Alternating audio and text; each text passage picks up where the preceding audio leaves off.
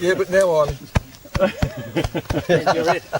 Need some more men there. Signs of life. Having a near-life experience. We need some more numbers here, don't we, to make it look the same? It's all about Max.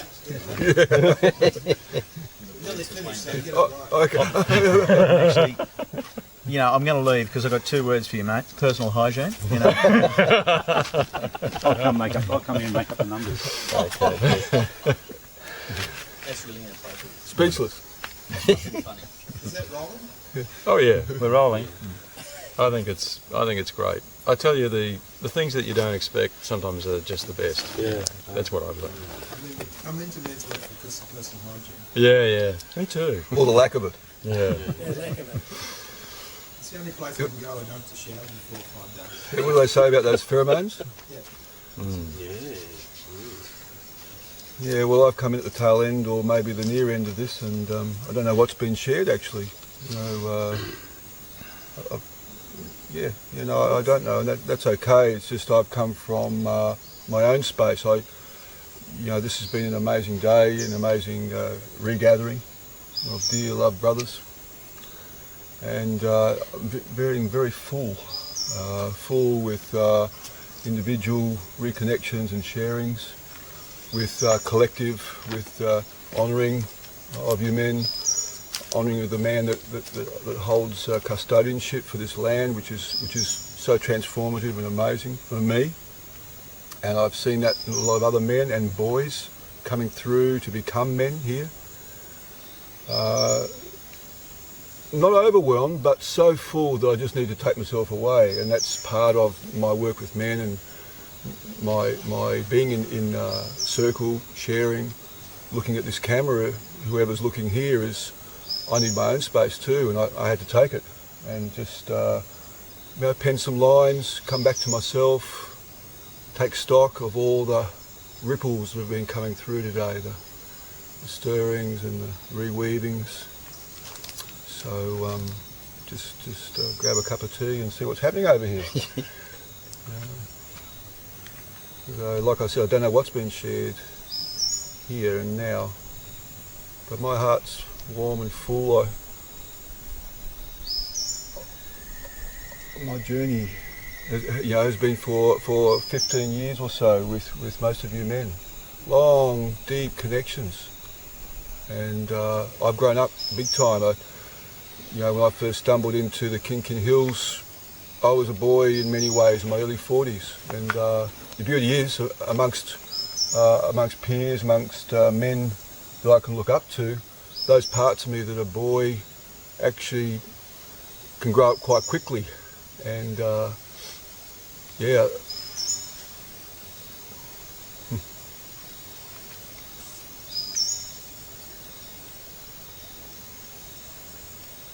sometimes I feel I start to just go on and just need to take stock again.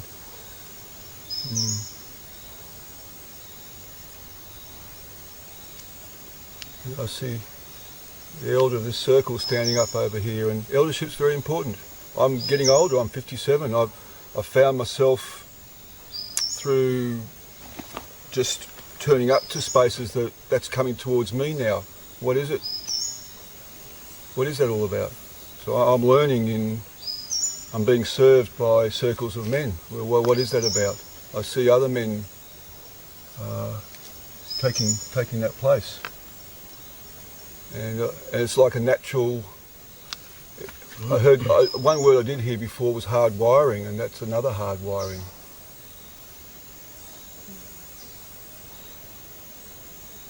I honour my elders. I honour you men. I honour my own journey here to turning up.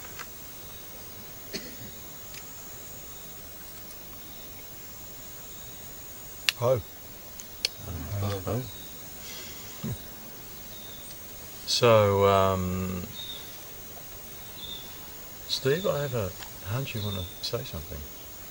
I've already shared. But I know. Okay. Hearing Wolf and Gary Cox speak around, I just wanted to add as well that, I need to learn more about being fierce and being safe at the same time. And sometimes I don't know how to do that, and I don't get it right. So I can come here and do that, and then go home, and I can celebrate my masculinity fiercely and also safely. So yeah, maybe I did want to say that. Thank you, Hilton. So anyway, these, I should say, I don't think if I said it at the very beginning, but all of the men gathered here actually have been doing this men's work for quite a long time, as you probably gathered from what we've all shared. And this is a reunion, and it's impromptu. Normally we have courses, we have things organised, and we're running various things for men all over the place. But I have to say, and the reason that we're doing this is that wherever you're watching this in the world, there are many books and things that you can read about men's work. So if there's anything here that's making you a bit curious, I would really urge you to find out about meeting up with other men and men's groups, reading books. There's Iron John, Steve Biddulph's Manhood, various books that can start you off, because most men, like me, have a kind of a secret yearning to find out what it is to be a man. Who am I?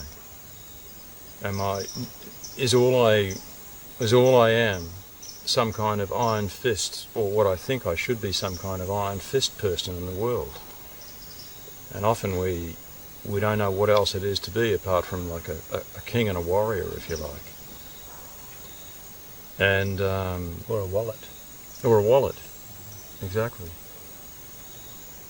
And if nothing else, at least in my opinion, men's work helps you actually, has helped me, become a much fuller human being, a much fuller man, much more accepting of myself and all my weaknesses. And it's a beautiful thing. It's amazing, really, because when I, for one, and Gary Cox was sharing a little bit, is that when you can show your vulnerability, you get stronger.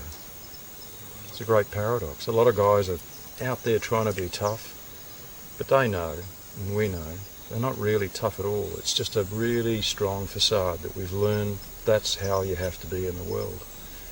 And it's really hard to live like that, for me. And when you come here in a safe space to be real, to say, well, look, I don't really know how to be a dad, I don't know how to be a man, really. I know I think I should know, but maybe I don't.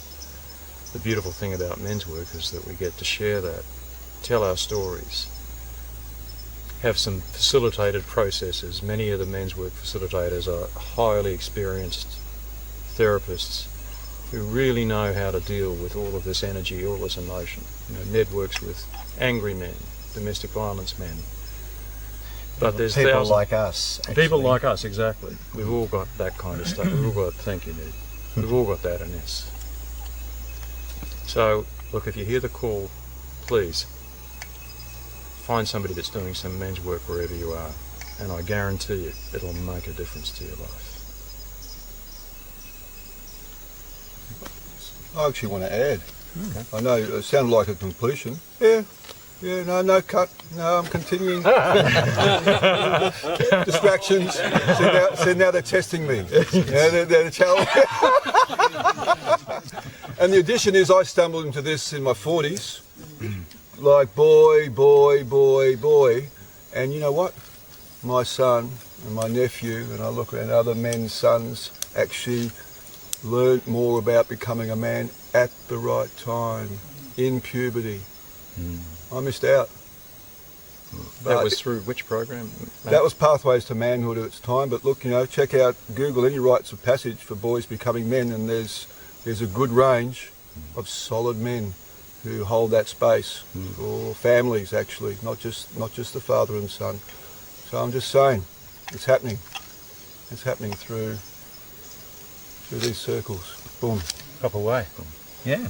And in the note of not finishing, No, they have a built-in thing to stop you. Time out. 29 minutes, it'll automatically cut. You mean they cut me off? No, you're in.